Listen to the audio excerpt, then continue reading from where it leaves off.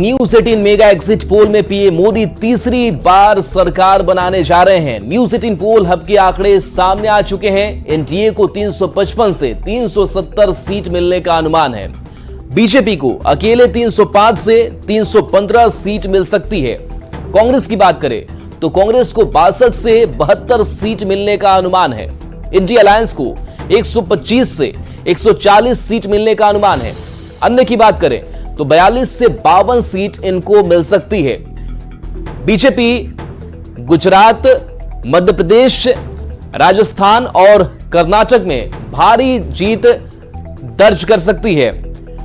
तो इसके अलावे आंकड़े हम बताते हैं तो लोकसभा चुनाव को लेकर के न्यूज 18 पोल का जो है 543 सीटों का है, वो आंकड़ा क्या कहता है तो देखिए, बीजेपी को 305 से 315 सीटें मिल सकती है अनुमान है। इसके बाद से एनडीए को 355 से 370, यानी कि बीजेपी को अकेले 305 से 315 और एनडीए की बात करें, पूरे गठबंधन की अगर बात करें तो 355 से आंकड़ा 370 तक का जा रहा है। ये अनुमानित आंकड़ा है। इंडिया अलायंस की अगर बात करते हैं तो इंडिया अलायंस को 125 से 140 सीट जो है वो मिलने का अनुमान इस एग्जिट पोल में बताया गया है। इसके साथ साथ सिर्फ कांग्रेस की अगर हम बात करें तो कांग्रेस का आंकड़ा यह कहता है कि कांग्रेस को इस बार 62 से 72 सीटें जो है वो मिल सकती है। यानी कि जो ये आंकड़ा है वो आंकड़ा बता रहा है कि एक बार फिर से मोदी प्रधानमंत्री बनने जा रहे हैं। तीसरा जो टर्म है एक बार फिर से एनडीए सरकार की होने वाली है। तो बीजेपी 305 से 315, एनडीए 355 से 370 सीट मिलने का अनुमान। वहीं इंडी गठबंधन की बात करें तो 125 से 140 सीट। और इसके बाद से बात करते हैं बिहार की। बिहार का जो आंकड़ा है वो क्या कहता है तो देखिए, बिहार में 40 सीटें हैं और बिहार की 40 सीटों का मेगा जो एग्जिट पोल है वो क्या बता रहा है, इस आंकड़े को समझेंगे तो बीजेपी को 13 से 16 सीट मिलने का अनुमान जताया जा रहा है। एनडीए की बात करें तो 31 से 34 सीटें मिलने का अनुमान जताया जा रहा है। लेकिन पिछले बार की बात करें तो 39 सीटों पर जीत एनडीए ने दर्ज किया था, लेकिन इस बार थोड़ा हेरफेर होने की संभावना है। कांग्रेस की बात करें तो कांग्रेस को 0 से सिर्फ 1 सीट मिलती हुई नजर आ रही है और ये आंकड़े अनुमानित है। तो इंडी गठबंधन की अगर बात करें तो 6 से 9 सीट इस बार इंडी गठबंधन जो है ला सकता है, ये आंकड़े बता रहे हैं। उसके बाद से अदर्स की अगर बात करें तो अदर्स के खाते में 0 सीटें हैं। यानी कि ये जो आंकड़ा है वो बिहार की 40 सीटों का है। तो बिहार की इन 40 सीटों पर अपने अपने दावे जो हैं एनडीए की तरफ से भी किए जाते रहे, ये दावे जो हैं वो इंडिया अलायंस की तरफ से किए जाते रहे। तो एक बार फिर से ये पूरे स्क्रीन पर आपको हम दिखा रहे हैं बिहार का हाल क्या है। तो एनडीए को 31 से 34 सीटें मिलने का अनुमान जताया जा रहा है। वहीं इंडिया अलायंस की अगर बात करें तो 6 से 9 सीटें इनको मिल सकती है। कांग्रेस की अगर बात करें तो कांग्रेस को सिर्फ 0 से 1 सीटें मिलने की संभावना है। तो ये आंकड़े बता रहे हैं कि जो इंडिया अलायंस में बाकी जो घटक दल हैं कांग्रेस को छोड़ करके, चाहे वो आरजेडी हो, और उनको थोड़ा फायदा इसमें मिलता हुआ नजर आ रहा है। तो ये आंकड़ा है और इस आंकड़े से शायद आरजेडी को भी थोड़ी राहत मिली होगी, क्योंकि आरजेडी की अगर बात करें तो आरजेडी के पास अभी कोई सांसद नहीं है, लेकिन हो सकता है कि इस बार संभावनाएं उनके लिए बन रही हो। तो बिहार की 40 सीटों का आंकड़ा है जो बता रहा है कि एनडीए को 31 से 34 सीट मिलने का अनुमान है। और ये न्यूज 18 पोल हब के आंकड़े हैं। अलग अलग एजेंसियों ने अपने अपने सर्वे के जरिए आंकड़े जारी किए हैं, लेकिन ये हमारा न्यूज 18 पोल हब का आंकड़ा बता रहा है। और ये आंकड़ा बता रहा है कि बिहार में इंडिया अलायंस को 6 से 9 सीटें इस बार मिल सकती हैं। तो ये आंकड़े हैं बिहार के लिए। हालांकि ओवरऑल अगर बात करें पूरे देश की जो 543 सीटों की, तो 543 सीटों का जो आंकड़ा है वो ये कह रहा है कई ऐसे राज्य हैं जहां पर बीजेपी क्लीन स्वीप करती हुई इंडिया अलायंस को नजर आ रही है, और कई ऐसी सीटें हैं जहां पर चौंकाने वाले जो परिणाम है वो सामने आता हुआ नजर आ रहा है। अब बात करते हैं बिहार के बाद से झारखंड की।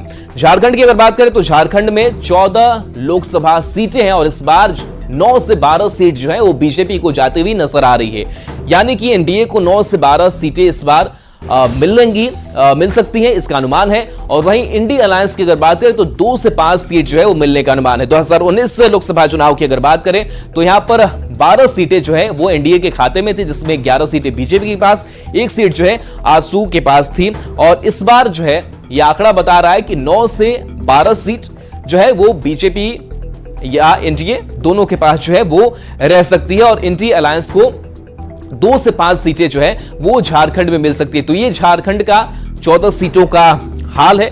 हालांकि इस एग्जिट पोल को लेकर के प्रतिक्रियाएं भी लगातार सामने आई और कांग्रेस की तरफ से इसको कई दफे नकारा भी जा रहा है और जब एग्जिट पोल आने वाले थे उससे पहले ही कहा गया कांग्रेस की तरफ से कि वो डिबेट में भाग नहीं लेंगे। ये चीजें सामने आती रही, लेकिन इन सब के बावजूद डिबेट में उनके प्रवक्ता शामिल हुए और अब इस एग्जिट पोल की तस्वीर देखने के बाद से कई सियासी प्रतिक्रियाएं भी सामने आ रही है। एनडीए खेमे की अगर बात करें तो एनडीए खेमे में उत्साह भी जो नजर है वो आ रहा है और एनडीए खेमे ये मान रहा है कि जो 400 पार का हम नारा दे रहे थे उसके करीब करीब हम नजर आ रहे हैं। तो ये एक अच्छी कह सकते हैं कि संकेत है। और चलिए उसके बाद से बात करते हैं उत्तर प्रदेश की। उत्तर प्रदेश का हाल क्या है? तो उत्तर प्रदेश की अगर बात करें तो उत्तर प्रदेश ये बता रहा है कि किस तरीके से, और कहा जाता है कि दिल्ली का जो रास्ता है वो बिहार और उत्तर प्रदेश से होकर के निकलता है और इसमें भी काफी ज्यादा सीटें हैं। तो देखिए उत्तर प्रदेश में इस बार भी एनडीए सब पर भारी पड़ती दिख रही है। एग्जिट रिजल्ट के मुताबिक उत्तर प्रदेश की जो 80 सीटों हैं उसमें से एनडीए को 68 से 71 सीटें मिल सकती, यानी कि आंकड़ा ये काफी ज्यादा है, जिसमें अकेले बीजेपी की अगर बात करें तो 64 से 67 सीटें सिर्फ बीजेपी को मिल सकती है, अनुमान है।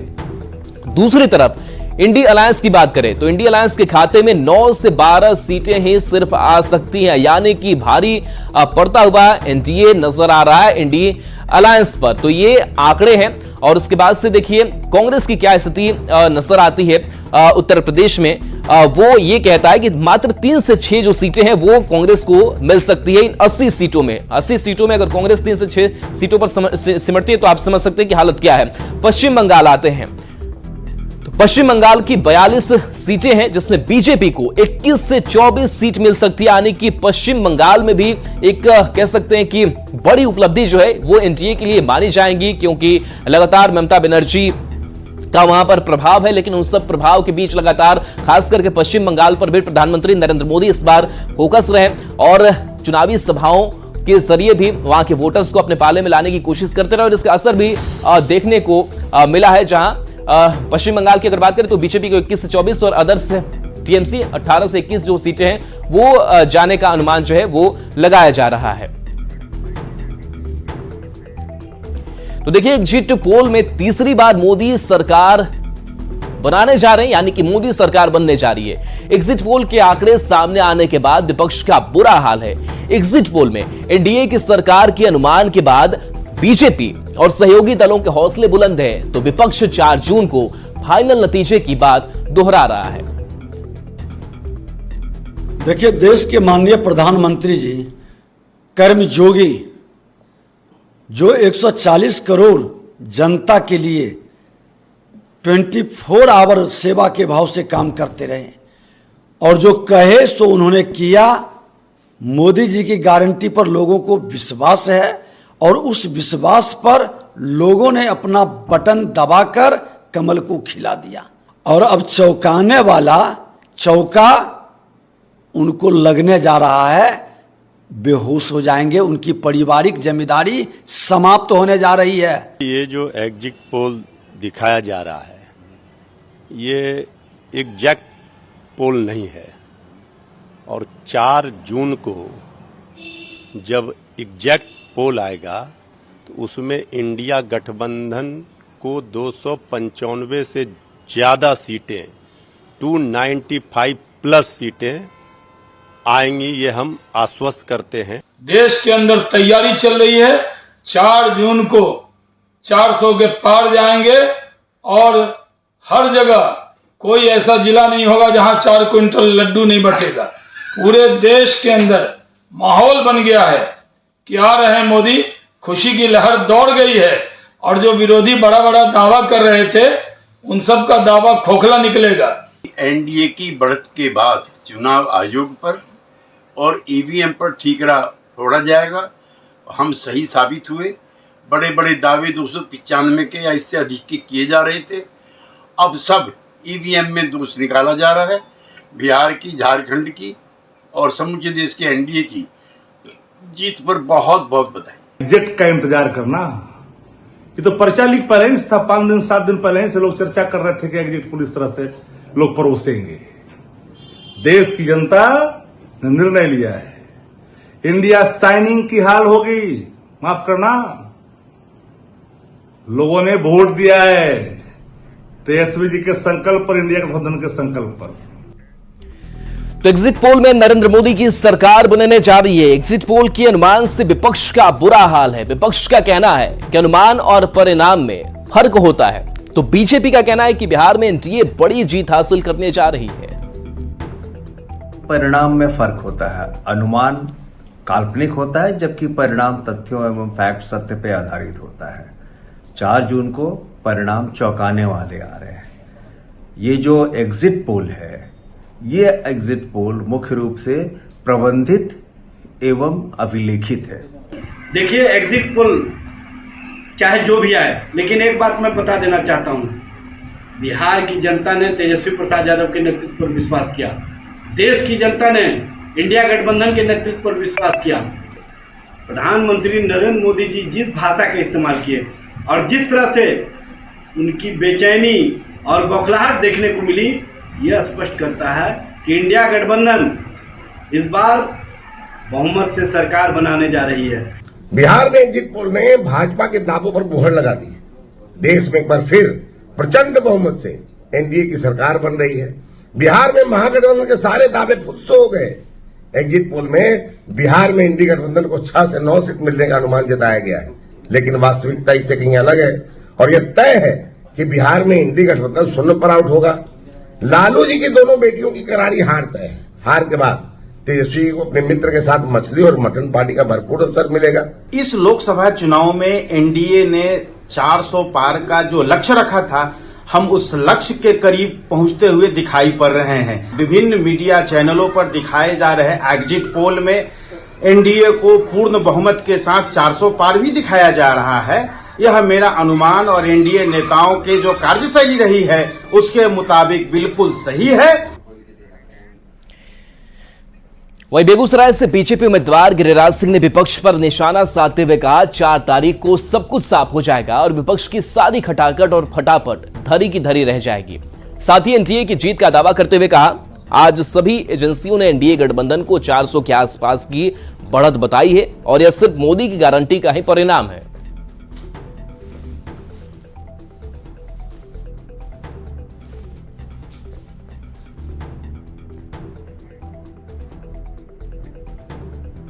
तो देखिए, गिरिराज सिंह ने विपक्ष पर निशाना साधा है और कहा है कि सारी खटाखट और फटाफट जो है वो धरी की धरी रह जाएगी, क्योंकि विपक्ष राहुल गांधी हो, तेजस्वी यादव हो, लगातार फटाफट खटाखट का जिक्र करते रहे और इस पर बड़ा निशाना गिरिराज सिंह ने साधा है। फटाफट को खटाखट भेज दिया। जो लोग कहते थे खटाखट फटाफट, सब खटाखट फटाफट, सबकी आवाजें अब बंद हो गई। जो कहते थे मैं लिख रहा हूं, मोदी नहीं रहेंगे 4 तारीख को, मोदी से नफरत, देश के विकास को नकारना, देश की विश्वसनीयता को नकारना, ये दिखाता है। और मैं समझता हूं कि अब रिजल्ट 4 तारीख को आने वाली है। सारे सर्वे यही है 400 के पार। तो एग्जिट पोल में एनडीए को बहुमत मिल रहा है। वहीं नेता प्रतिपक्ष तेजस्वी यादव ने कहा है कि बिहार में चौंकाने वाले नतीजे आएंगे। देश में इंडिया अलायंस को 295 से ज्यादा सीट आएगी, जबकि बिहार में कम से कम 25 सीट पर जीत का उन्होंने दावा किया है। तेजस्वी ने कहा कि बेरोजगारी और महंगाई के दर्द के आगे मेरा कमर का दर्द कुछ भी नहीं है और वे लड़ते रहेंगे। आपने धुआंधार चुनाव प्रचार किया, हेल्थ इश्यूज थे, फिर भी आप डटे रहे। क्या नंबर्स है? जो बेरोजगारी, गरीबी और महंगाई का जो दर्द है, उस दर्द के आगे ये कुछ नहीं है। और जब संविधान, आरक्षण, लोकतंत्र खत्म करने की बात आ गई तो तेजस्वी बैठने वाला नहीं है, लड़ाई लड़ेगा। और जो जनता का जो मिजाज है, हम शुरू से कहते रहे बिहार चौंकाने वाला रिजल्ट देगा। जनता का जो मिजाज था उसको हम लोगों ने जाना और 295 मिनिमम इंडिया अलायंस रहेगी। लेकिन बिहार से सबसे ज्यादा उम्मीदें हैं इंडिया को, कितना नंबर आप देते हैं तेजस्वी? से बिहार में जो है 20-25 सीटों से कम हम नहीं आ रहे। हमसे बातचीत करने के लिए धन्यवाद। तेजस्वी यादव, कैमरा पर्सन निजाम के साथ नीरज कुमार, न्यूज 18 इंडिया, दिल्ली। श्रम संसाधन मंत्री संतोष सिंह ने विरोधियों पर निशाना साधा है। एग्जिट पोल को लेकर मंत्री ने कहा कि विपक्ष का यही काम है, एग्जिट पोल एग्जिट पोल नहीं होता। तो ये चैनल वाले भी कह रहे हैं, अनुमान हमेशा सच्चाई में बदलता है। विपक्ष 4 जून को ईवीएम पर ठीकरा फोड़ेगी। अरे भाई, विपक्ष का तो यही काम है। अब हार रहे हैं तो कर रहे हैं कि एग्जिट पोल खराब है। सही बात है कि एग्जिट पोल नहीं है, वो तो टीवी वाला भी कह रहा है, चैनल वाला भी कह रहा है, एक अनुमान है। लेकिन अनुमान हमेशा हम लोग देखते आए हैं, अनुमान सच्चाई में बदलता है। और इस बार भी 400 के पार होगा और जो एग्जिट पोल आया है वो सही साबित होगा। और अभी नहीं, अभी तो जब रिजल्ट आएगा 4 तारीख को, तो विपक्ष अब कहेगा कि ईवीएम खराब है।